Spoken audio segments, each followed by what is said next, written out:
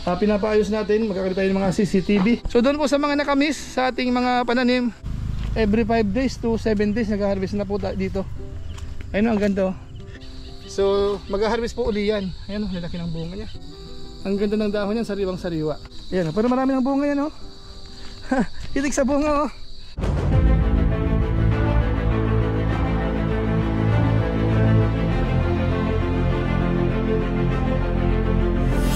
Ayun, shoutout guys, muli, welcome sa aking YouTube channel. Ito po si Kuya Julay, ang inyong katugang, ang inyong kalingap, na muling bumabati po sa inyo ng magandang araw, magandang gabi.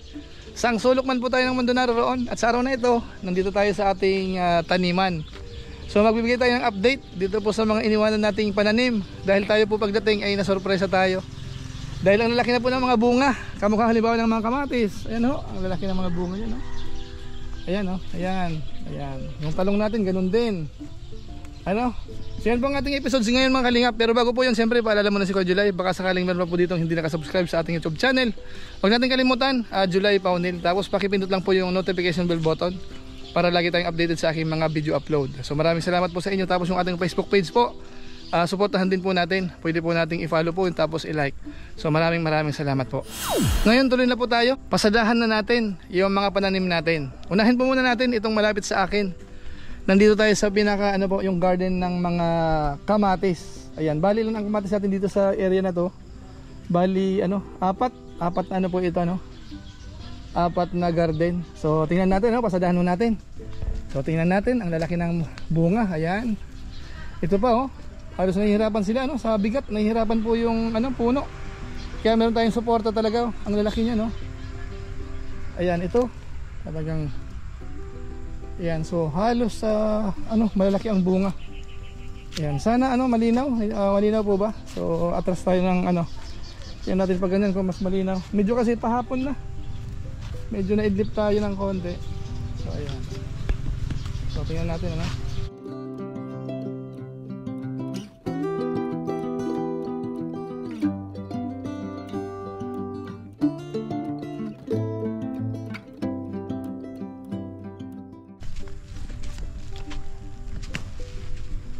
So yan po ang kamatis natin. Ayan. Tapos dito, ayan. Hanggang doon kamatis natin yan. Dito sa bandang kaliwa ko, ito yung tanim nating ano, may talong tayong konti dyan. Ayan, bandang dulo doon. Tapos yung dulo naman na isa, okra naman po doon. So tuloy-tuloy yung ano yan, pag-ani natin. Tapos dito sa mahigilid natin, mga kalamansi. Ayan, kalamansi po yan. Nandito. So doon. So puntahan natin tong ibang pananim. Lalo na po yung talong. Tingnan natin yung talong. Ito. Yung talong ho natin, ang ano po, ang dami na po ng mga bunga nito, no? Ayan, mga talong po ito lahat. Yan, nakita nyo yan, talong yan. So, marami pong bunga yan, ano? Napapansin nyo? Ayan, puro maitim yan, no? Mga bunga na yan. Bali, nakatatlong harvest na po dito. Every 5 days to 7 days nag-harvest na po dito. Ayun, ang ganda, oh. Tsaka ang kailangan po dito, mga kalingap, mga katugang, ang sarap. Kahit ibabaw mo lang sa kanin. So nasubukan natin, manamis siya. Preskong preso, wala pang mga buto. Ayan o, yan ang mga bunga ng talong natin. Ayan, talong yan. Ayan. Okay doon, puro talong yan. Hindi natin pupuntaan lahat. Ayan o, nakita nyo yung mga maitim na yan, bunga yan. Ayan o. So maraming garden po yung talong natin. Kahit sa kabilang side, ganun din, mga talong din po yan.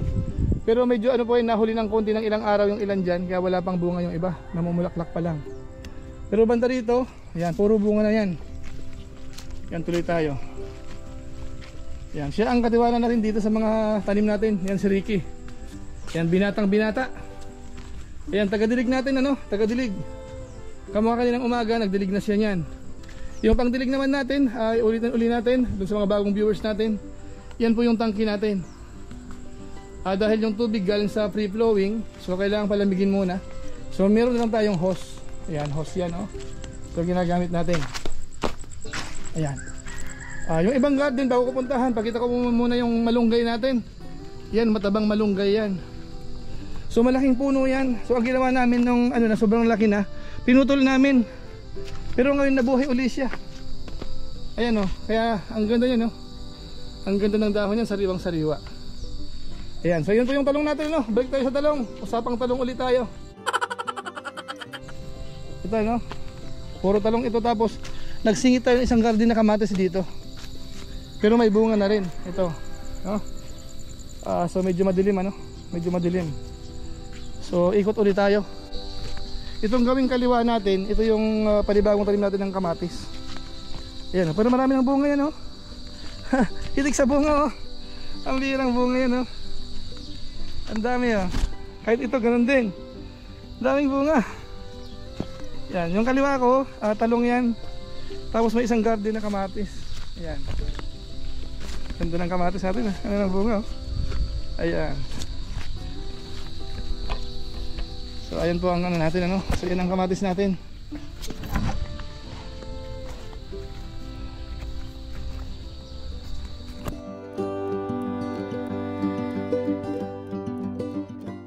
Ayun ulit ang garden natin, no? So ang ganda. Dito naman sili. Tatlong klase ng sili. Yung isa dito, dalawang garden, ano, labuyo po ito. Pero marami na rin siyang bunga, oh, malabuyo. Ayan, mga bunga na yan. Ayan. Ayan, oh, puro bunga yan, labuyo. Ayan, oh. Alam mo mga labuyo yan hanggang doon. Ano po, tapos dito sa kabilang side, mga siling haba. Ayan. Dalawang klase rin. Yung isa hindi masyadong maanghang. Tapos yung iba medyo maanghang.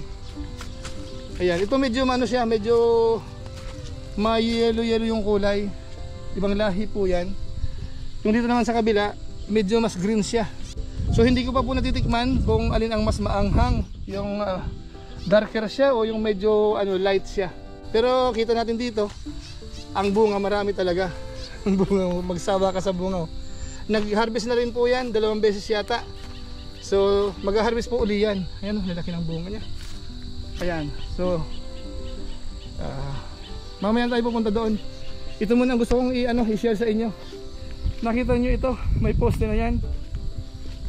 Gumawa po tayo niyan para gapangan ng mga pananim natin gumagapang. What?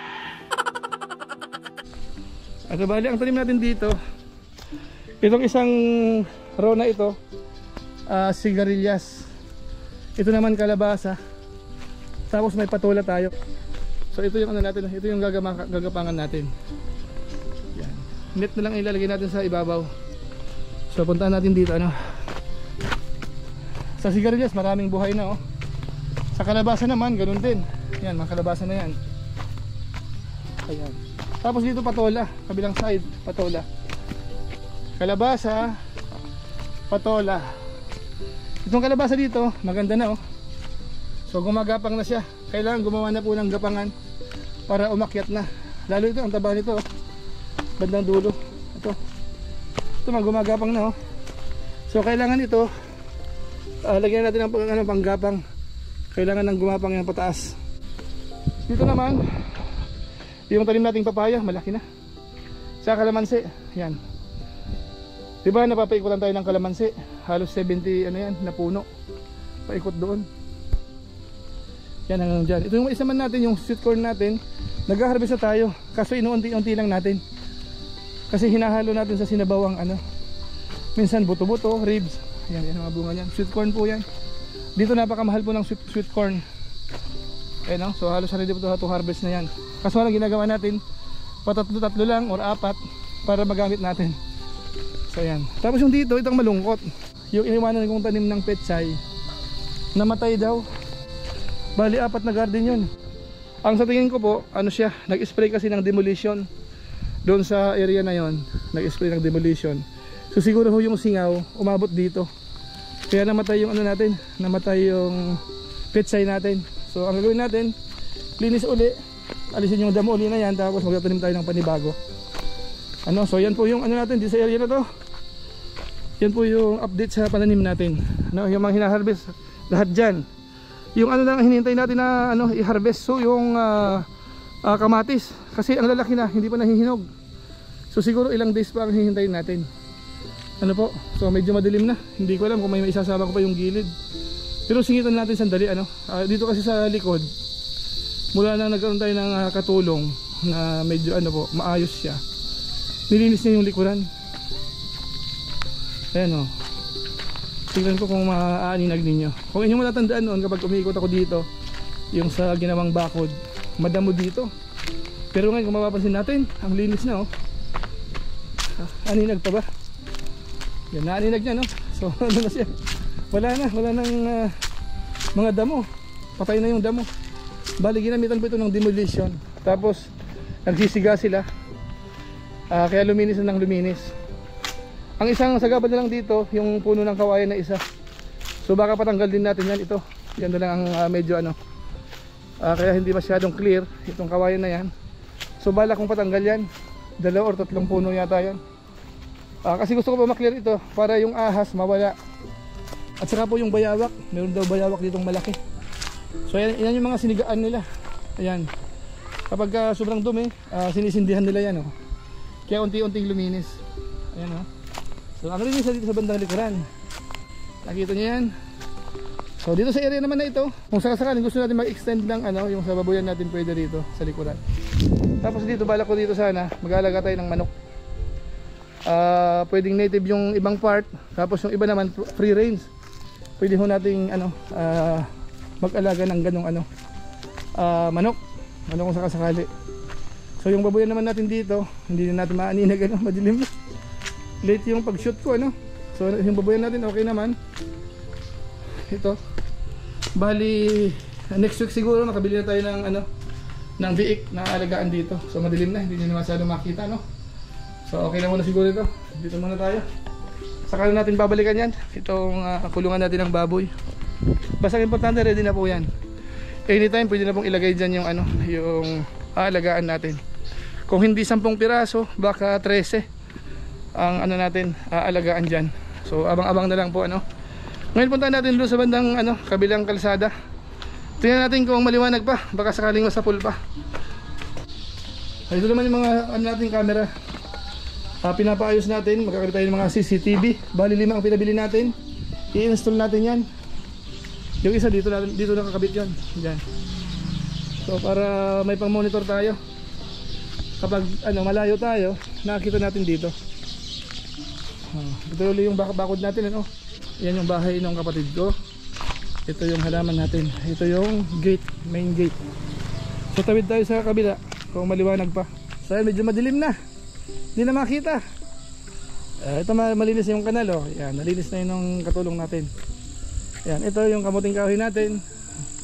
Medyo nagkaroon ng damo. So kailangan linisin din yan. Ganon din yung ano natin, yung gabi natin dito. Okay na sana siya. Pero nagkaroon din po ng damo. So mga ito po yung mga lilinisin. Gabi at saka itong ano, kangkong. Ito yung kangkong naman dito. Doon sa pinaka swimming pool natin na maliit. Tataniman natin ng kangkong pero ano, hindi pa nagagawa. So lagyan natin ng pananim yan para dumami na. Dito yung kamuting kahoy. Pwede na, mataba na. Siguro pwede nang umpisa ng pakunti-kunti. Kumbaga mild lang para hindi masyadong masaktan. Pang sariling gamit lang muna siguro ano. Yan. So para yung laman niya hindi masyadong pumait or hindi pumait. Kasi sabi nila pagka sobrang pitas ng ano, yung mga talbos, nakaka-apekto doon sa ano, sa pinakalaman niya. So iingatan natin yan. Kumbaga pang sariling gamit na lang siguro. Kung every other day magugulay ng kamuting kahoy, pwede naman. Alternate lang para hindi masaktan piyesa-piyesa. Ito yung gabi natin na sinasabi ko na damuhan, no? Yan, no? Kita nyo ba? Tapos dito naman yung kamuting baging. Ayan, no? So medyo mamula-mula kasi hindi umuulan, ano? So tingnan natin kung paano gagawin. Ilang ano na, buwan na hindi umuulan dito. Pero okay pa naman yung dahon. Yung sa mga gilid naman nito, may kalamansi tayo, tapos may sitaw. Okay lang kasi ano, yung katuwang natin dito, nagdidilig siya. Pati yung kamuting kahoy sa gilid, oh, matabasa kasi lagi nagdidiligan dito sa bandang gilid. Doon naman may ando tayo doon, ampalaya. Hiniwalay natin ampalaya doon. Hiniwalay natin doon sa patola, kalabasa. Kasi baka ano, makakahawa po yun kapag magkakasama sila. So yung mapait, hiniwalay ko dito sa kabilang side. So yan na muna ang update natin kasi medyo madilim na. Ano? So doon po sa mga nakamiss sa ating mga pananim, yan na po ang update. Sa ngayon naman, yung pang sariling gamit, sapat na, sobra-sobra pa. Kapag naman medyo konting sobra, pwede namang ano, namimigay naman tayo doon sa mga malapit dito. Tapos yung iba may bumibili daw sa murang halaga. So binibenta naman natin. Bahala na yung yung katiwala natin dito sa diskarte. Kapag may nabenta, pambili natin ng punla uli kung sakasakali. Pero ang pinaka natin dito, pinaka purpose ko talaga, pang sariling gamit. Kasi kapag tayo ang bumibili, napakamahal ng mga bilihin. So at least meron tayong talong, meron kalabasa, pipino, patola, ampalaya, kamuting kahoy, kamuting baging, okra. So halos kompleto tayo. Bahay kubo na yan ang kalingap, So siguro po pansamantala magpapaalam po muna si Kuya July. Kita-kita lang ulit tayo sa mga susunod ko pang vlog. Sa susunod siguro mag-update tayo doon naman sa palayan. So abang-abang lang po kayo mga kalingap. Doon po sa mga hindi nanonood masyado ng mga personal vlog po natin, panoorin po ninyo kasi masarap pong magsaka. Masarap sa farm. Mga kalingap. So kita-kita na lang po ulit tayo. Maraming salamat po sa inyo. Bye-bye po muna. Bye-bye.